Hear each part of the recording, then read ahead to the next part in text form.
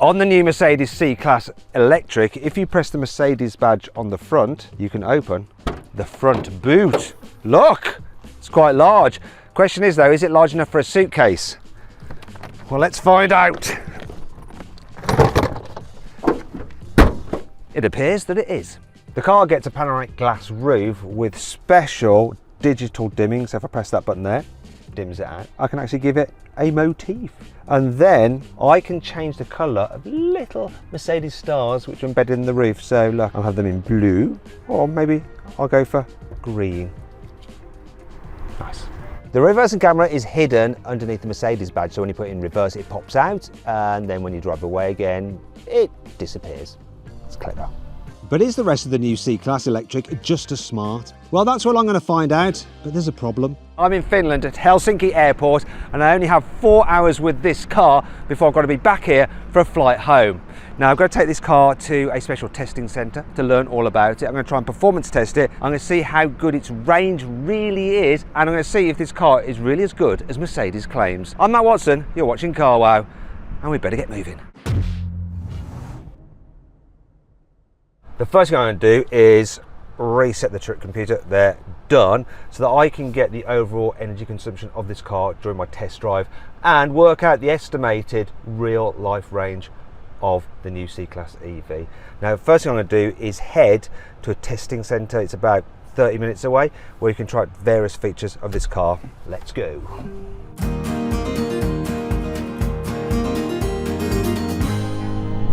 We've done about 20 minutes. I've got to say, this is very quiet, this car. It's also super comfy. Because it's fitted with the optional air suspension. The thing is, people in Britain, they're not going to spec that. I'm sure the normal springs are fine, but this air suspension makes it feel like an S-Class. Not a mini S-Class, an actual S-Class. It's so good. It just feels expensive to drive. What's going on here? I don't know, which way am I going? Where's it? I don't know, what? Is this even right? Where's my signs? That was the wrong thing. Look at this. Oh, arse. They've got too clever with this blooming sat-nav now. Too much information, Mercedes. But this map is freaking too hard to follow. We've had another development. I've cocked up again. This is mainly my fault. We should have gone like left and gone down that way, but I went across at a junction. I blame the signs again. The signage on here isn't quite big enough telling me which way to go, and as a result I'm having to do this stupid detour. It's added more distance, more time, and time is seriously running out. After all those detours, we've finally arrived here. I bet someone from Mercedes tries to drag us out the car. They usually do that. What I want to do though first is find out what our efficiency has been while we've been cruising along at motorway speeds. We're consuming we're doing 16.5 kilowatt hours per 100 kilometers. Let's try and work that into a format that I know. 3.77 miles per kilowatt hour. That's significantly better than the 3 miles per kilowatt hour I managed when I reviewed the new electric GLC, and that's really interesting because these two cars are basically identical underneath. So this shows a cutaway of the car's powertrain. Now here at the front, you've got a small synchronous electric motor, so it's powerful yet small. It has over 200 horsepower, but it only ever drives the front wheels when you need some performance. Most of the time, if you look in here, you'll see it's got this gear system here which will decouple the motor when you're just cruising along, so you don't get the drag of the motor. Now this particular car, as you can see, look, it's got the air suspension, the adaptive air suspension, which is optional.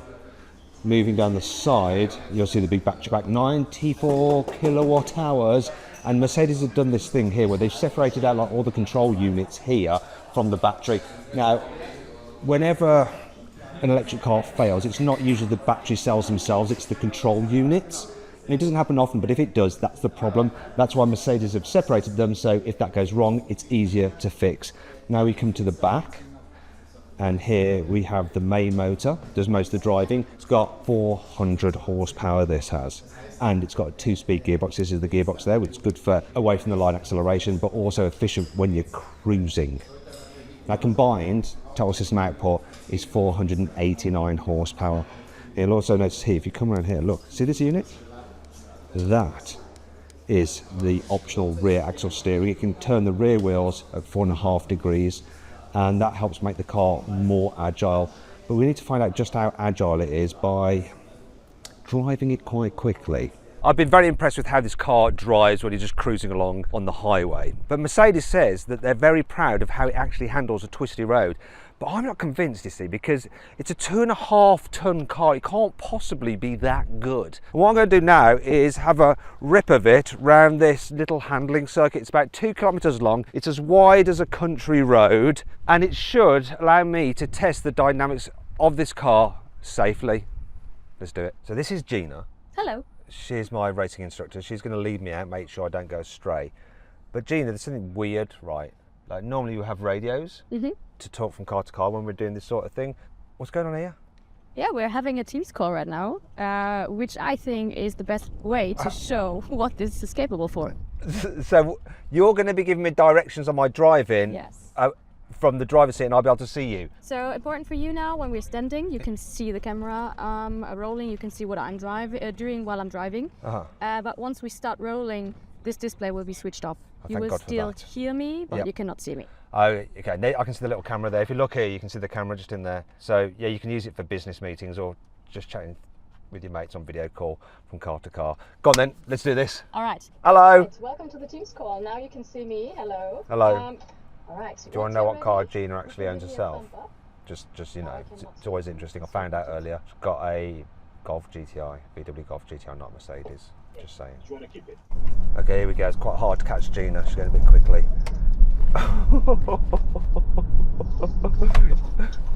Now you can feel it push if you go a little bit too quick into a turn, but it's way more agile than you'd imagine. The brake pedal doesn't feel that progressive. On the road it did, but here it feels quite, in the sports mode at least, quite firm. Blimey Gina, slow down, crazy lady. It's very good for what is essentially just, you know, a cruisy commuter car. Now a lot of people won't spec the air suspension, but I really would. It does a great job at keeping the handling nice and tidy. Whee! It's really balanced, really easy. And that brake pedal feel, honestly, quite surprising. Just considering most of the braking is in fact regen braking. What I'm going to do now is a slalom. Let's see how the car performs. See if it stays nice and flat. Oh no, hit one of the guys.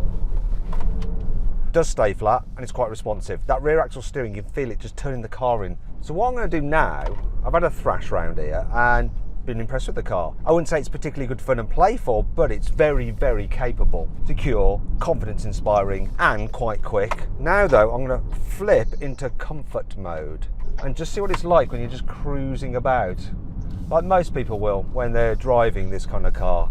And you know what? This is how I drive it. Doesn't lean too much, even in comfort mode. It's a nice chilled drive and the air suspension deals nicely with the bumps.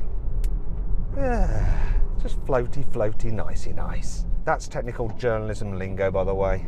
I'm going to try the slalom in comfort mode. Ready, here we go.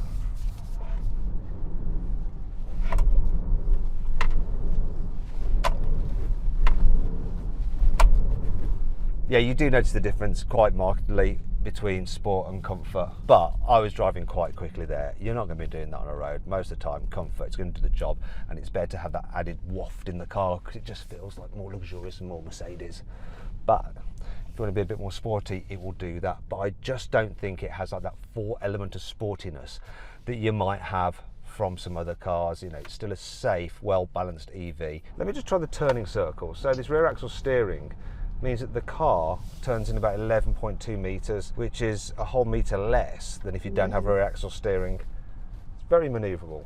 Do you know what though? Following behind Gina, there's something I've noticed that I really like about the car and something I don't, and it's all to do with the design. I quite like the rear end of this, the way you have the little Mercedes 3-point star in the tail lights. I especially liked it in that blue colour rather than this white. This being the AMG line, it has a sportier rear bumper than the standard sport model. Moving down the side, alloy wheels aren't overly sized. They range from 19 up to 20s. Now this particular car has this black pack. What would be chrome is dark black. The AMG line also has extended sort of sporty side skirts as well over the standard sport model. And at the front, the sport has a different lower bumper, which doesn't look anywhere near as nice as this more aggressive AMG line version. There you have like these big air vents, and those vents are real. Now, that brings us onto the grille. Yeah, it might be showy off here and look good at night when it's illuminated, but I just don't think it looks great. Really doesn't. And if you have the sport model with the chrome rather than the black, it looks terrible. Look at that. Oh my God, what have you done, Mercedes? It's a shame because I do like the headlights, once again with the three-pointed style, which matches that on the centre of the grille. But the interior of this car is dominated by this huge screen. It's massive. If you don't like screens, you're not going to like it. If you do, you're going to think this car feels very high-tech. Be warned though, if you have the entry-level model, these screens are actually broken up with a bit of bezel in between them. It's not continuous like in this range topping version. In terms of the graphics, they're colourful, the system is responsive, but there are lots and lots of menus to dig into, and if you need to control the climate, then it is through the screen. There's no actual physical buttons to do it here, which is annoying. Tell you what's also annoying, the steering wheel buttons, which are touch sensitive and clicky at the same time, so you get a bit confused, especially when you're trying to change all the different menus through the digital driver's display, of which there are many, and then you can do the menus for the heads-up display if you've got that fitted to the car as well. In terms of quality, oh, yep, so bits of it feel really nice, like solid and Mercedes-y. Yeah, that feels nicely damped as well. However, there's bits that feel cheap. The door handles, like some child's plastic toy. What is that all about? Yet they've spent money on the window switches. They are nice. Once again, this button that you press to open up the central cubby feels very, very cheap. The leather on this, lovely. Now let's move on to the storage. So decent storage in there. You've got two cup holders there with little grippers, so they'll hold even smaller bottles. You've got your wireless charging pads there, which are cooled. And underneath here, you have some more storage and a strap for tying down your bag and some USB-Cs. Your glove box is here, but it's quite small. The seats are comfy, and you can adjust the headrest like this. I quite like that. Good. And you have some decent sized door bins there which go back quite a way. And here in the front it feels like quite a large, spacious car. But does that ring true in the back seats? This electric version of the C Class has a 9 centimetre longer wheelbase than the internal combustion engine version. As a result, we have more knee room. Knee room is good. There's a decent amount of foot space as well. The issue is headroom. So this glass roof does mean you have plenty of headroom there, but if you're sitting back, you don't have so much headroom there. I think people over 6 foot might struggle a little bit. Another thing I'm noticing is that because you've got the batteries underneath the floor, there's not quite so much under thigh support because your knees are quite raised up, as you can see. It's not uncomfortable because the seats themselves are very nice. I'm also surprised there's not a completely flat floor. There's this hump here. Why? It's an electric car. Surely you should have a completely flat floor. But there's enough space in the footwells, so it'll be okay-ish for carrying 3 people in the back at once, I imagine. Fitting the child seat should be easy because these ISOFIX anchor points are dead easy to get to. Look at that, love all that. I also love this, look, come on, you can do it. Through loading, so we've got 40, 40, 20 split rear seats, and this. No cup holders there, Mercedes keeping it real with your phone holder. I don't know why you're going to put your phone in that. You're not going to be able to see it from that angle, but those are your cup holders, and look, it's got a friendly face. Door bins here in the back are good, and that soft touch material down there. They haven't cheaped out here in the back, apart from maybe, no, Mercedes, you let yourself down again. Look what's with that. And once again, I'm going to be touching it because I'm going to be plugging in my phone to charge it there, and I'll be feeling that cheap plastic. Shame, because otherwise it feels quite luxurious. Then it should do. It's expensive. It's a Mercedes. But there's one thing that really bugs me. Look at this. This is probably the worst that I've seen on any car. That's as far as the windows go down in the back. I need to crack on with the boot. The C Class Electric has a large boot. Its capacity is 470 litres, which is big for this kind of car. And of course, look, if you press these buttons here, you can fold down the rear seats. Yeah, and it's the other one. Yeah, look, nice. Another thing you need to know, towing. You can actually tow with this. You can tow 1.8 tonnes. Compare that to a Tesla Model 3, that can only tow 1 tonne. But there is a reason why you might prefer the Tesla. So this Mercedes is rather expensive. It starts at just under £58,000 and rises to over £70,000. And here's the comparison prices for the Tesla Model 3. Now though, let's see how quick this car is from 0 to 60 miles an hour. Right, we've got to find somewhere to launch this car where it's safe, but it's got to be nearby because the plane will be taking off in just over an hour. We're going to get to the airport. Ready for this? I reckon we just do it here, my friend. Ready, here we go. Launch control.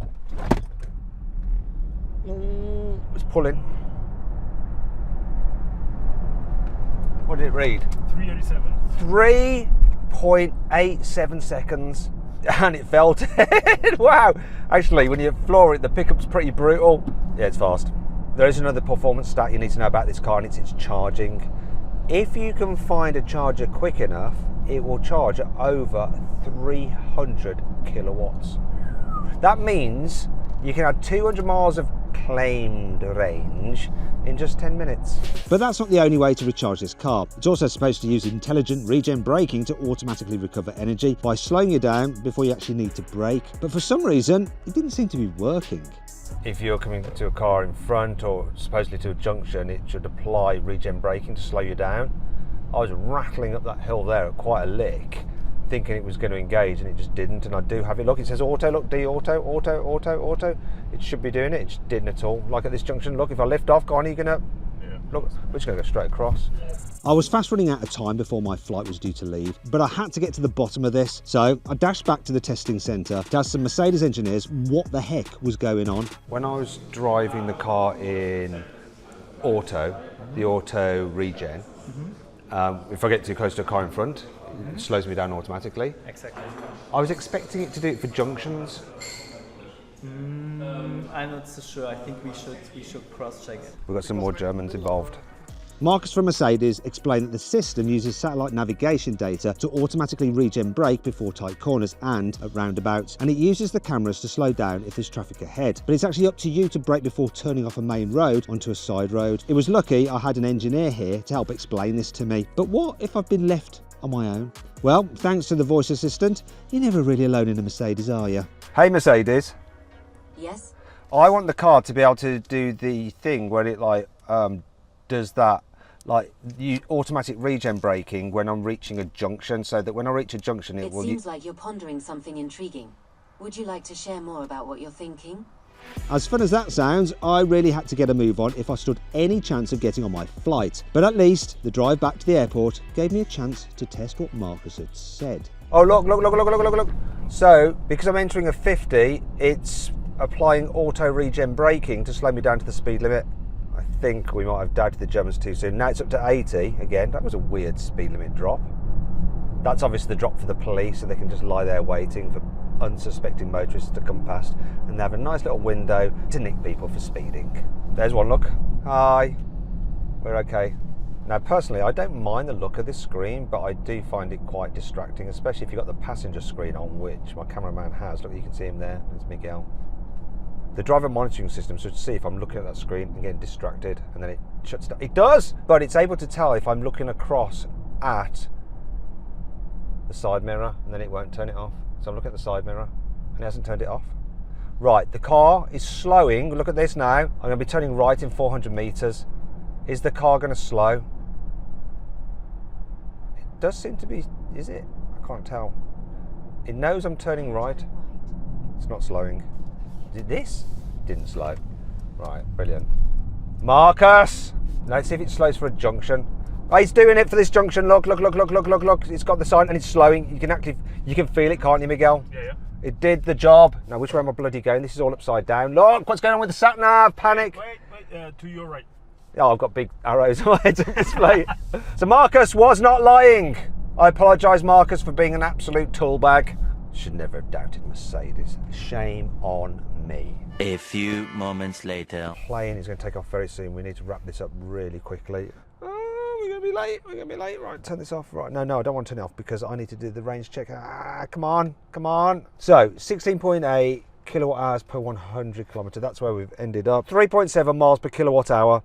Now multiply that by 94. 347.8 miles, about 350 miles on a full charge, which is about 100 miles down on what Mercedes claim. It's not great, is it? Shame, because this car is lovely to drive. There's lots I like about it, like the interior design is okay, apart from the massive big screen, of course, and some of the tech's clever, and it handles surprisingly well. It's fast too, though it is rather expensive. Should you avoid it, consider it, shortlist it, or just go right ahead and buy it? I really need to drive it in the UK to be sure, but for now I'm saying shortlist it. Right, we need to wrap this up and go. Now, I hope you enjoyed the video. If you did, give it a like. What you need to do is see if you think this video is really much better than the CLA. Would you have that or this? It's a tough one. You can find out by watching the video over there. If you haven't done so already, make sure you subscribe to the channel, because if we get back, there will be some more videos coming. And as ever, thanks for watching, and I'll see you next time. But I've got to run.